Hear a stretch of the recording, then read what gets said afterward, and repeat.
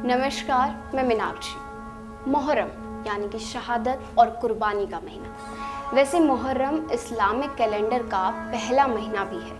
अमूमन दुनिया के सभी धार्मिक नववर्ष खुशियों के साथ मनाते हैं, लेकिन मुहर्रम को चांद दिखते ही इस्लामिक कैलेंडर का नया साल आंसू और गम के साथ मनाया जाता है। दरअसल मुहर्रम के महीने में ही इराक में करबला की जंग लड़ी गई थी, जिसमें मोहम्मद साहब के नवासे हुसैन साहब सहित 72 लोग शहीद हुए।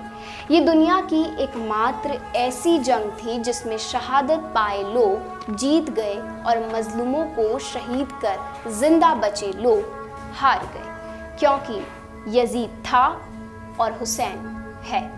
आज घर घर में हुसैन का जिक्र करने वाले लोग हैं, अपने बच्चों का नाम हुसैन रखने वाले लोग हैं, लेकिन यजीद का नाम लेने वाला कोई नहीं है। अपने बच्चों का नाम यजीद रखने वाले लोग नहीं हैं। इस्लामिक मान्यताओं के अनुसार इराक में यजीद नाम का जालिम बादशाह रहता था।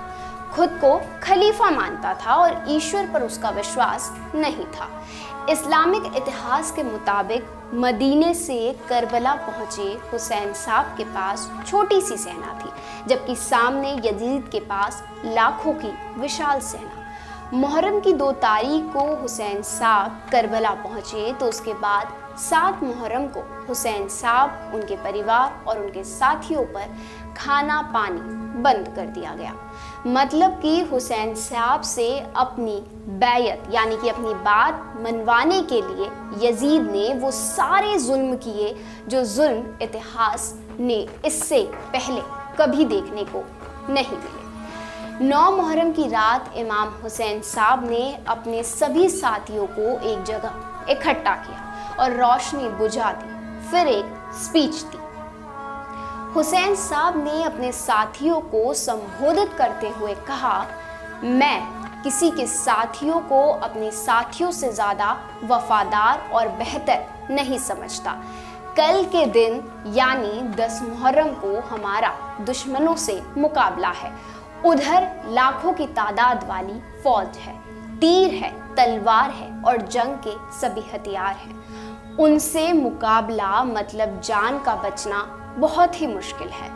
मैं तुम सबको बखुशी इजाज़त देता हूँ कि तुम यहाँ से चले जाओ।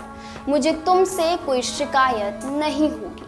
अंधेरा इसलिए कर दिया है कभी तुम्हारी मेरे सामने जाने की हिम्मत ना हो। ये लोग सिर्फ मेरे खून के प्यासे हैं। यजीद की फौज उसे कुछ नहीं कहेगी जो मेरा साथ छोड़ के जाना चाहेगा।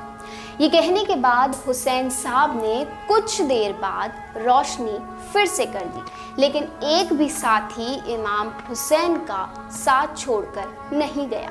बल्कि इतिहास में मिलता है कि जब रोशनी जलाई गई तो यजीदी फौज के कुछ सिपाही भी हुसैन साहब के सामने बैठे हुए थे, जो अब यजीद को छोड़कर हुसैन साहब की ओर से इंसानियत की लड़ाई लड़ना चाहते थे, जिसमें प्रमुख तौर पर हुर साहब का नाम सामने आता है। आज दुनिया भर की मस्जिदों में अजान लाउडस्पीकर से होती है।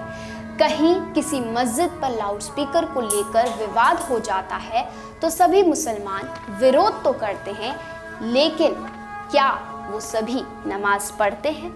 ये मस्जिदों में नमाजियों की संख्या देखकर देखा जा सकता है, लेकिन मुसलमानों की खुश नसीबी है कि उनके पास हुसैन साहब जैसी शख्सियत हैं, जिन्होंने ऐसे हालात में नमाज पढ़ी जब नमाज पढ़ना मुश्किल काम था।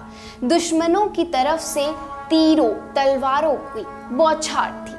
हुसैन साहब नमाज पढ़ते रहे। हुसैन साहब शहीद हो गए, लेकिन नमाज पूरी की। दिन छिपने से पहले तक हुसैन साहब सहित 72 लोग शहीद हो चुके थे, जिसमें उनके 18 साल के बेटे अली अकबर, 14 साल के भतीजे कासिम और 6 महीने के बेटे अली असगर भी थे।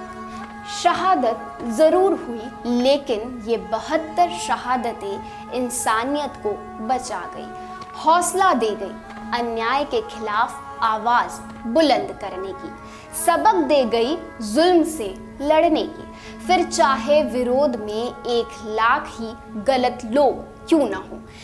तभी मौलाना मोहम्मद अली जौहर साहब को लिखना पड़ा, दौरे हयात आएगा कातिल कज़ा के बाद, है इब्तदा हमारी तेरी इंतहा के बाद।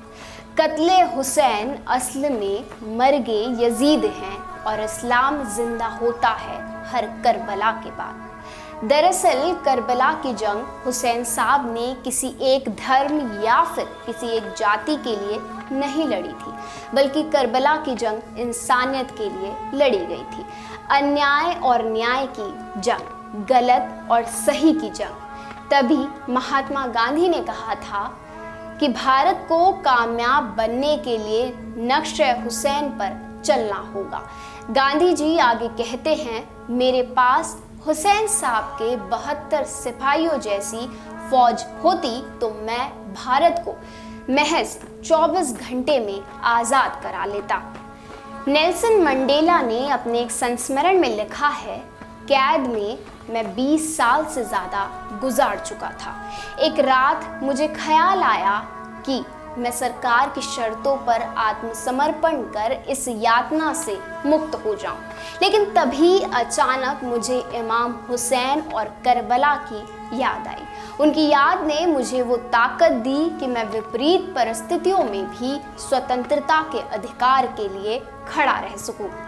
कभी डॉक्टर राजेंद्र प्रसाद को कहते पाया, शहादते इमाम हुसैन पूरे विश्व के लिए इंसानियत का पैगाम है।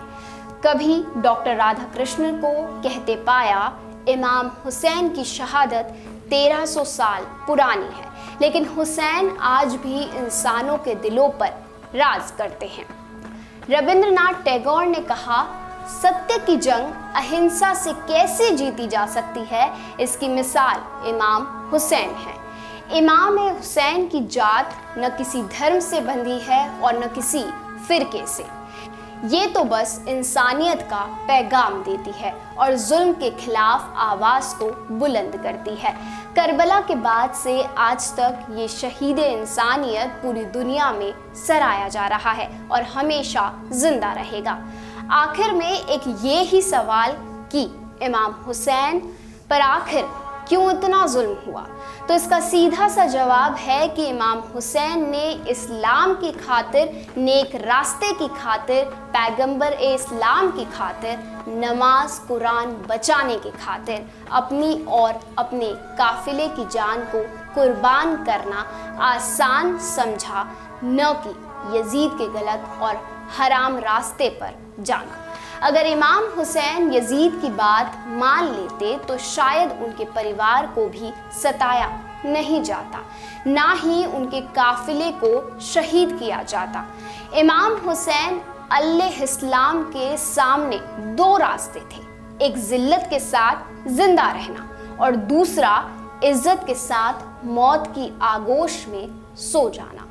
इमाम ने जिल्लत की ज़िंदगी को पसंद नहीं किया और इज्जत की मौत को कबूल कर लिया। तभी इमाम ने कहा था कि जिल्लत की ज़िंदगी से बेहतर इज्जत की मौत है। यजीद यही चाहता था कि पैगंबर इस्लाम की सुन्नत को मिटाकर ज़माने जाहिलियत की सुन्नत को जारी किया जाए। ये बात हज़रत इमाम हुसैन के इस कौल से समझ में आती है कि मैं ऐशो आराम की ज़िंदगी बसर करने या फसाद फैलाने के लिए नहीं जा रहा हूँ, बल्कि मेरा मकसद उम्मत इस्लाम की इस्लाह और अपने ज़द पैगंबर इस्लाम व अपने बाबा हज़रत अली इब्रे अबी तालिब की सुन्नत पर चलना है। देश और दुनिया की तमाम खबरों से जुड़े रहने के लिए हमारे चैनल डेमोक्रेटिक वायर को सब्सक्राइब कीजिए। अगर ये वीडियो आप फेसबुक पर देख रहे हैं तो हमारे फेसबुक पेज डेमोक्रेटिक वायर को लाइक कीजिए।